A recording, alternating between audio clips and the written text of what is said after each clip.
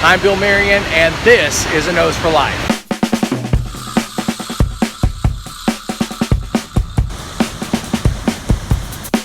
So on nights when the moon is full, the moon shines here on the Cumberland River, on the Cumberland Falls, and you get a rainbow, providing the following. First of all, it's got to be a clear night. Obviously, if the clouds are out and the moon's not shining, you don't get a cool rainbow across the Cumberland Falls.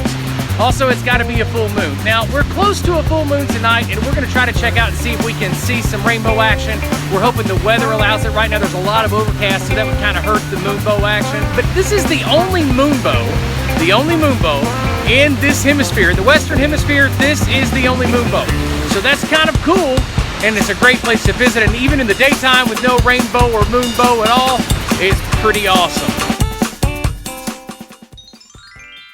Cumberland Falls is just off I-75, about 20 or 30 minutes outside of Corbin and Williamsburg, Kentucky. It's easy to find, easy to access, and the lodge at Cumberland Falls is warm and peaceful. If you're like me and you spend a lot of time going north and south on I-75, visiting Cumberland Falls day or night is really a no-brainer. It's amazing. Speaking of I-75, soon I'll be releasing a mini documentary on I-75 and its effect on my generation. Think that sounds boring? Well, guess again. You're going to be shocked as to how I-75 altered and bridged cultures. To make sure you're notified when I release this documentary, be sure to click the subscribe button and click the bell for notifications. But first, before we get to the Moonbow and the Cumberland Falls... So I'm here in Athens, Tennessee, outside of a Cracker Barrel, one of my favorite restaurants. And look, here is another charging station. That's right.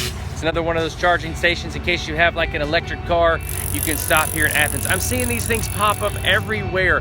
One of my YouTube viewers even commented in the comment section and said that, hey, there's one in Chattanooga. And I think the person said that it was an East Ridge or something like that. But hey, if you're into the electric car thing and you're interested in them, these things are growing. So if you're on I-75 and you needed to charge your car, this is where you could do it.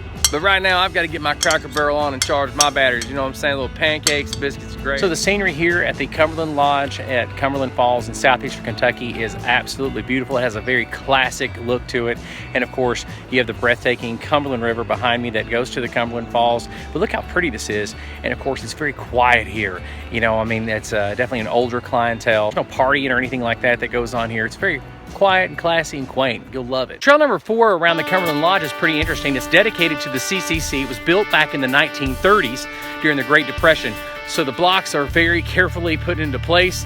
It's a pretty cool trail. It's around the 1st of June, and here in Kentucky, the weather's quite nice. Temperature is about 72 degrees, and the humidity is about average for this time of year. Early summer hikes are always a lot of fun. The mosquitoes don't carry you away. A little bit cooler temperatures if you have some cloud cover. And one of the things I'm noticing here, it's been 20 plus years since I've been in this neck of the woods, so to speak. And one of the things I'm noticing, this area's been logged a few times over the past 100 years, but they were responsible enough to leave a few of the big trees around to let them grow and to see how big they can grow. And they look pretty good. There's all kinds of trails around the Cumberland Lodge. I mean, all kinds of trails that lead to different activities. I mean, you can do all kinds of things here. You can go horseback riding. There's a zip line, and of course you can go rafting. Now Nathan's with me today. Anna's over at the college at Union, and Carolyn and Crystal are back home. So Nathan and I are thinking about going horseback riding. We thought about doing some rafting. Still a little chilly for me to go rafting, Nathan too. So we might end up horseback riding. We're not for sure just yet. Right now though, we definitely want to hit these trails. We have this really cool swimming pool that you have access to when you stay at the lodge. I don't really want to film the pool because that would be like really weird, but still, it's a really nice pool. Like, I was kind of shocked with how nice it is. It's very active, a lot of kids up here, and people have a good time because it's a pool and you're supposed to have a good time. We got the black bear here at the Cumberland Falls. Just saying, beware. Hey, boo-boo. Anytime you go hiking, you need some bug spray.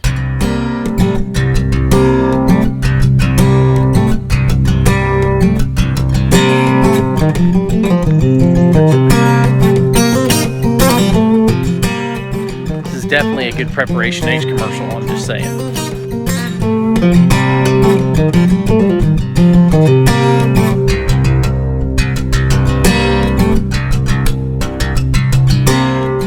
Oh, it stopped. I would say so. I kind of feel like I'm in Lord of the Rings. So Nathan and I just finished riding horses, and now we're walking back to the lodge. We're walking back a lot differently than the way we walked to the horses, I promise you. It's sort of like a I've been riding horses kind of walk.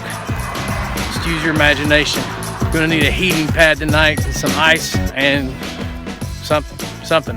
Minor differences between the mountains in Appalachia and the mountains here in the Cumberland. Those minor differences make each mountain chain so unique and enjoyable on every single visit. You know, here you look at the nice, awesome cliffs that jut out from the side, very similar to those that are found in Big South Fork or even down in the Cumberlands towards Georgia, towards Cloud Canyon State Park.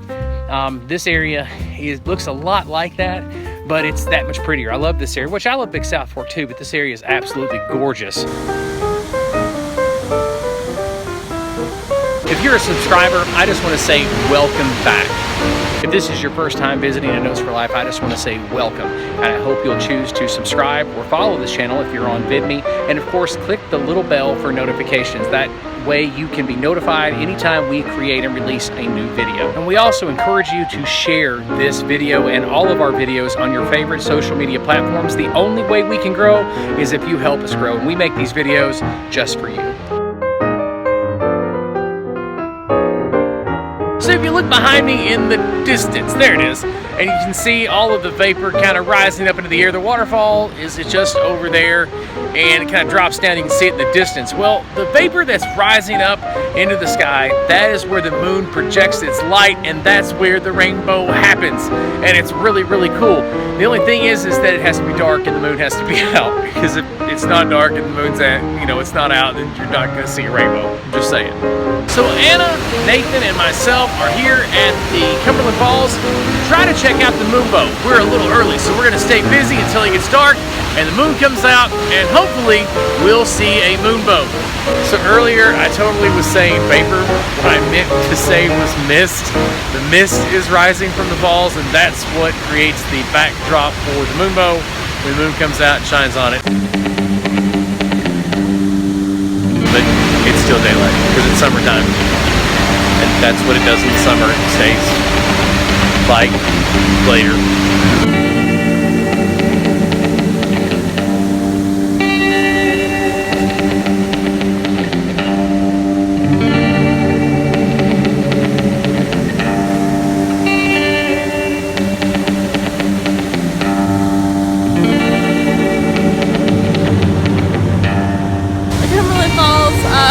Maine.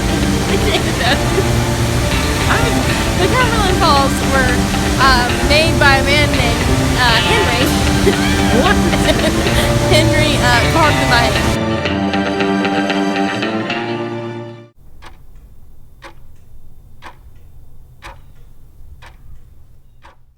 So it's like 15 till 10, and even though the camera doesn't capture it adequately, it's still daylight out here, and we still don't have a Moonbow. There's a bird behind Still waiting. Okay, look, here's the truth. We didn't see the Moonbow, and here's why. First, we got there too early. The moon has to be in a particular position in the sky before it makes the rainbow. We got there at 8:30 p.m., and by 10:30 p.m., we weren't seeing it. And there was a crowd of people there saying that it should show up around 11:30 p.m., but we were getting carried away by mosquitoes. After all, we were in the woods and by the water, and as many times as you've heard me say, don't forget the mosquito repellent, and even after creating a video last year called The World's #1 Killer, talking about mosquitoes, or something like that, guess who forgot insect repellent?